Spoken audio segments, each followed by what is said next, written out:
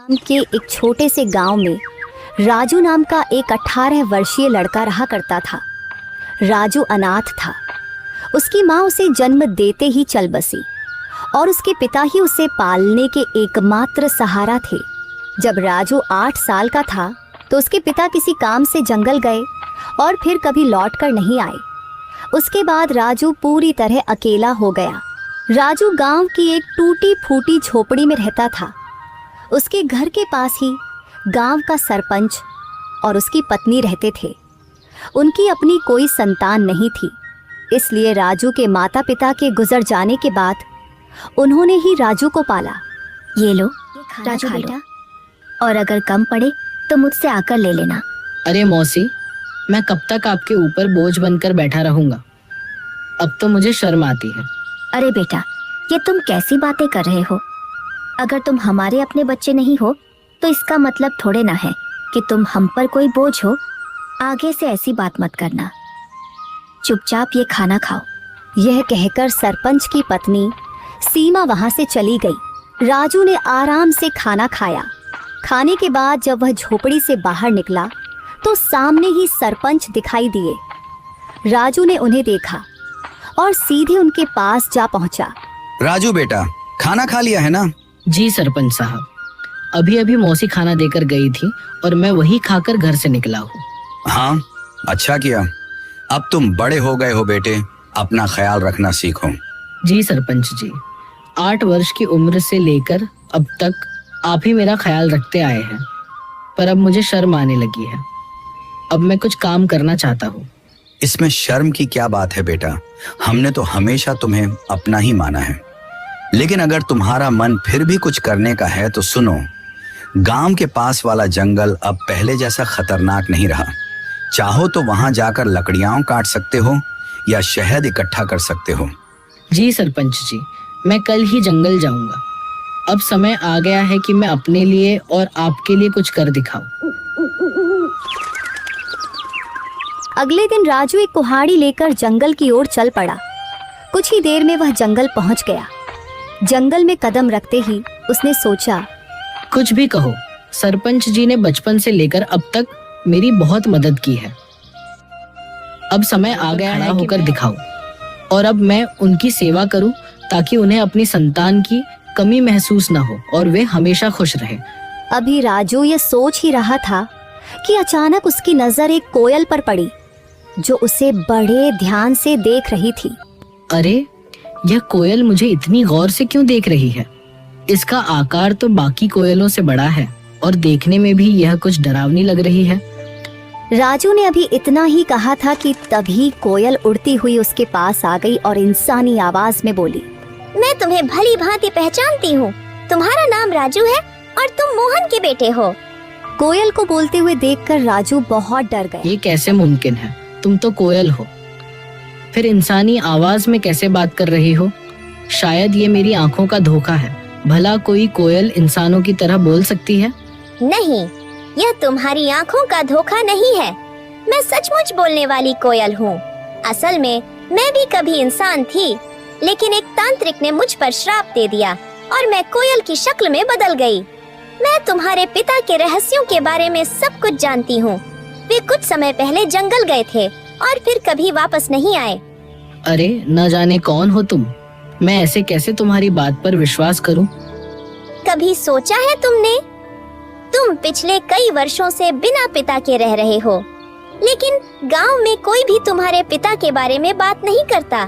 तुम्हारी कोई मदद नहीं करता सिवाय तुम्हारे गांव के सरपंच के। लेकिन मैं तुम्हारे पिता के बारे में सब कुछ बता सकती हूँ। तुम्हारे पिता अभी जिंदा हैं और मुझे यह भी पता है कि वे कहाँ हैं। अच्छा तो बताओ, मेरे पिता कहाँ हैं? मैं उनसे मिलना चाहता हूँ। मैं तुम्हें जरूर बताऊंगी, मगर उससे पहले तुम्हें मुझे इस श्राप से मुक्त कराना होगा। राजू को न जाने क्यों उस कोयल से डर महसूस होने लगा। अरे, मुझे तो लगता है कि यह कोई राक्षस है जो मुझे अपने जाल में फंसा रहा है। इससे पहले कि यह मुझे नुकसान पहुंचाए, मुझे यहाँ से भागना होगा। यह सोचते ही राजू तेजी से गांव की ओर दौड़ पड़ा और कुछ ही पलों में अपने घर पहुंच गया। घर पहुंचकर राजू हांफते हुए बोला, अरे बाप रे, ये जंगल तो बहुत खतरनाक है। यहाँ तो जानवर भी इंसानों की तरह बातें करते हैं। मुझे तो लगता है कि वह जरूर कोई राक्षस था। मैं अब कभी उस जंगल में नहीं जाऊंगा। अभी राजू ये सोच ही रहा था कि उसी समय सरपंच की पत्नी उसके लिए खाना लेकर आ गई और राजू को घबराया हुआ देखकर वह बोली, अरे राजू बेटा, ये घबराए हुए क्यों हो? और तुम्हें पसीना भी आ रहा है। सब खैरियत तो है ना? कुछ नहीं मौसी, बस थोड़ा सा सिर दर्द हो रहा था। अरे बेटा, अगर तबीयत ठीक नहीं है तो काम मत करो। लो, पहले ये खाना खा लो और थोड़ा आराम कर लो। राजू ने मौसी से सर दर्द का बहाना बनाकर सच्चाई छिपा ली। मौसी ने ज्यादा सवाल नहीं किए, हाथ में दिया और धीरे से कमरे से बाहर चली गई। राजू ने खाना खाया और सो गया। अगली सुबह जब राजू नींद से जागा तो उसके मन का डर समाप्त हो चुका था।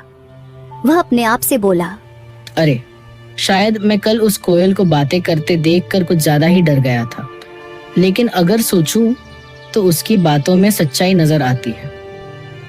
वह कोयल मेरे पिताजी के बारे में जरूर कुछ जानती है और यह भी सच है कि गांव में कोई मेरे पिताजी के बारे में बात नहीं करता। जब भी मैंने सरपंच जी से अपने पिताजी के बारे में पूछा, उन्होंने हमेशा बस इतना ही कहा कि मेरी माँ जन्म देते ही चल बसी और मेरे पिताजी कई साल पहले जंगल गए थे, जो फिर कभी वापस नहीं आए।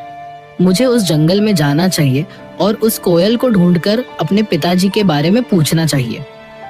यह कहकर राजू जंगल की ओर चल पड़ा और कुछ ही देर में वह जंगल के उसी स्थान पर जा पहुंचा जहां कल उसे वह कोयल मिली थी। वह कोयल वहां पहले से ही मौजूद थी और राजू को देखकर उड़ती हुई सीधा उसके पास आ गई। मुझे पता था कि तुम जरूर आओगे, क्योंकि तुम भी अपने पिताजी मोहन की तरह ही बहादुर हो। मैं सिर्फ इसी वजह से आया हूँ क्योंकि मुझे अपने पिताजी से मिलना है। तुम कह रही थी कि तुम मेरे पिताजी के बारे में जानती हो, तो बताओ मेरे पिताजी कहाँ हैं? मुझे उनसे मिलना है। कल मैंने कहा था कि इसके लिए पहले तुम्हें मुझे इस श्राप से मुक्त कराना होगा, लेकिन तुम चिंता मत करो, मैं तुम्हारी मदद करना चाहती हूँ। तुम मुझे अपना दोस्त समझो। मैं जानती हूँ कि तुम बचपन से ही गरीबी से जूझ रहे हो और कभी-कभी इस बात पर तुम्हें शर्म भी आती है। यह सुनकर राजू उदास होकर बोला, हाँ, तुम बिल्कुल सही कह रही हो। मैं सचमुच गरीब हूँ। बचपन से ही सरपंच जी और उनकी पत्नी ने मुझे पाला है, लेकिन अब हर वक्त उन पर बोझ बनकर रहना मुझे अच्छा नहीं लगता। मैं चाहता हूँ कि अब मैं खुद कमाऊं, ताकि वे दोनों चैन से बैठकर खाएं और खुश रहें। अगर तुम चाहो तो मैं तुम्हें धन कमाने का रास्ता दिखा सकती हूँ। अच्छा, मगर वह कैसे? तुम मेरी मदद कैसे कर सकती हो? मैं इस जंगल के सारे रहस्यों को जानती हूँ। आओ मेरे साथ चलो। ये कहकर कोयल उड़ चली और राजू उसके पीछे पीछे चल पड़ा। चलते चलते कोयल राजू को एक गुफा के अंदर ले गई। उस गुफा के बारे में किसी को कुछ पता नहीं था, क्योंकि यह जंगल पहले बहुत खतरनाक माना जाता था। इसीलिए लोग इस जंगल में आना पसंद नहीं करते थे। गुफा के अंदर जाते ही राजू की नजर एक बक्से पर पड़ी। अरे, इस बक्से में क्या है? मैं अभी इसे खोलकर देखता हूँ। जब राजू ने उस बक्से को खोला तो उसमें बेहिसाब हीरे जवाहरात निकले। उन्हें देखकर राजू हैरानी से बोला, अरे बाप रे, इस बक्से में तो ढेर सारे हीरे जवाहरात हैं। ये सब सामान किसका है? तुम पहले धनवान बनो, फिर मैं तुम्हें बताऊंगी कि मैं इस श्राप से कैसे मुक्त हो सकती हूँ। और जब तुम मुझे इस श्राप से आजाद कर दोगे तो मैं तुम्हें तुम्हारे पिताजी से मिलवाऊंगी। मुझे पता है कि वे कहाँ हैं। उस दिन का तो मुझे बेसब्री से इंतजार रहेगा। लेकिन एक बात याद रखना, मेरे बारे में किसी को कानों कान खबर नहीं होनी चाहिए। अगर किसी को पता चल गया तो तुम्हारे लिए अपने पिताजी से मिलना मुश्किल हो जाएगा। राजू वह बक्सा उठाकर अपने घर की ओर चल पड़ा। घर पहुंचकर उसने बक्सा एक तरफ रख दिया। इतने में सरपंच और उनकी पत्नी राजू के लिए खाना लेकर आए। जब उन्होंने एक तरफ रखा हुआ बक्सा देखा तो सरपंच ने राजू से पूछा, राजू बेटा, ये बक्सा कहाँ से आया और इसमें क्या है? सरपंच के पूछने पर राजू को कुछ समझ नहीं आया कि वह सरपंच साहब को क्या जवाब दे। इतने में सरपंच की बीवी ने बक्सा खोला और उसमें कीमती हीरे और जवाहरात देखकर बोली, राजू बेटा, तेरे पास ये इतने हीरे और जवाहरात कहाँ से आए हैं? राजू उन्हें सब कुछ सच बता देता, लेकिन वह कोयल की बातें याद कर रहा, उसे सख्ती से मना किया था, इसलिए उसने कुछ और ही बता दिया। मौसी, मैं जंगल में लकड़ियां काटने गया था। लकड़ियां काटते काटते मैं काफी आगे निकल गया और वहां मुझे एक गुफा दिखाई दी। जब मैं उस गुफा के अंदर गया तो वहां मुझे यह बक्सा दिखाई दिया। मैंने उसे वहीं से उठाया और घर ले आया। राजू, तुमने यह ठीक नहीं किया।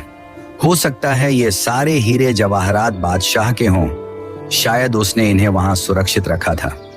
अगर यह बात कहीं बादशाह तक पहुंच गई तो वह हमें सख्त सजा देगा। सरपंच के मन में गहरा डर बैठ गया था।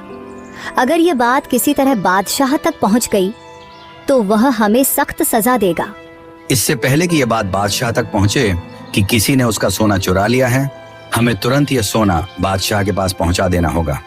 सरपंच की बातें सुनकर राजू ने सोचा, अब सरपंच जी को कैसे बताऊं कि ये हीरे और जवाहरात बादशाह के नहीं हैं? ये तो मुझे वही कोयल ने दिए हैं।